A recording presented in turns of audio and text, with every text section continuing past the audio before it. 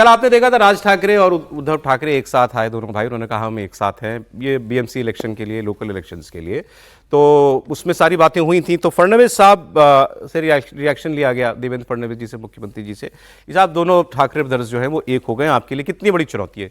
तो उन्होंने कहा कि बड़ा मजेदार जवाब दिया, उन्होंने कहा कि हाँ मैं भी देख रहा हूँ, मैंने भी तस्वीरें देखी हैं, और बातचीत तो ऐसे की जा रही है या हाइप तो इसको ऐसे दिया जा रहा है जैसे कि पुतिन और जेलेंस्की की मुलाकात हो गई हो, जैसे कि रूस और यूक्रेन जो हैं वो साथ आ गए हों। कोई इतनी बड़ी बात नहीं हुई है। सुनिए।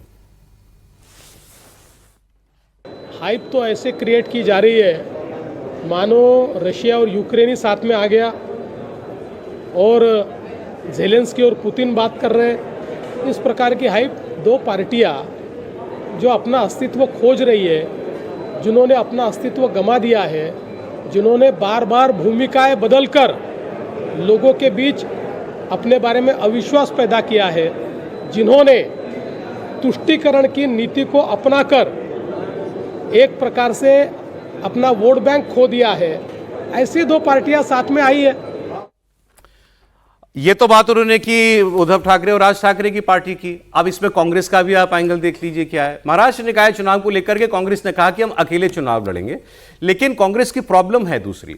बीएमसी चुनाव को लेकर कांग्रेस कैंप से जो बड़ी खबर आ रही है उसके मुताबिक मुंबई में चुनाव लड़ने के लिए कांग्रेस को उम्मीदवार नहीं मिल रहे हैं। मुंबई में, ये मुंबई इंपॉर्टेंट है, महानगर में 30 जगहों पर कैंडिडेट की खोज चल रही है अभी कांग्रेस पार्टी को। जी सभी जी सर, उम्मीदवार तो मिल ही नहीं रहे, क्योंकि कांग्रेस कभी भी 227 सीटों पर अकेली लड़ी नहीं है। जब भी लड़ी है वो गठबंधन के अंदर चुनाव लड़ी है, राष्ट्रवादी कांग्रेस पार्टी शरद पवार के साथ मिलकर लड़ी है, और आज कांग्रेस की स्थिति वहां पर ही है। और जो चुनाव लड़ने की स्थिति में वो पार्टी से कह रहे हैं कि कम से कम हमें 2-2 करोड़ रुपया चुनाव में दीजिए, बीएमसी में चुनाव लड़ने के लिए इतना पैसा खर्च होगा हमारा, और पार्टी ने कह दिया है कि हम आपको 25 लाख रुपए देंगे।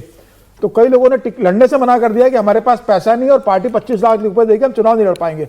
तो कांग्रेस के पास देने के लिए पैसा नहीं है, लड़ने के लिए उम्मीदवार नहीं है, और क्या कांग्रेस आज लड़ेगी वहां पर जिसके 7 से 8 उम्मीदवार सिर्फ जीतते हैं, वहां पर ज्यादातर उम्मीदवार हार जाते हैं। मुस्लिम वोटों की राजनीति लेकर अकेले लड़ने का फैसला किया क्यों है इन्होंने?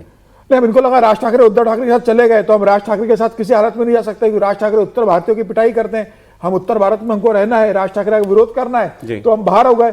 अब उद्धव ठाकरे को समझ में आ गया कि कांग्रेस के पास कुछ नहीं है, राज ठाकरे के साथ मिलेंगे तो मराठी वोट बैंक एकत्रित करके हम कुछ हासिल कर सकते हैं। ठीक है। कांग्रेस की स्थिति है कि 10 सीट भी जीतने की स्थिति में नहीं है आज की तारीख में। महाराष्ट्र में कांग्रेस कोई बहुत दिनों से सत्ता से बाहर हो ऐसा नहीं है, अभी मतलब बीएमसी में कभी नहीं रही थी। अब बाकी कॉर्पोरेशन में ठीक है, कांग्रेस का आधार है, उत्तर महाराष्ट्र में चले जाएंगे, मराठवाड़ा में चले जाएंगे, कैंडिडेट ना मिलना मैं कह रहा हूँ ये बड़ी बात है। वहां बहुत बड़ी बात है, पैसा भी नहीं है तो कैंडिडेट मिलेगा कहां से?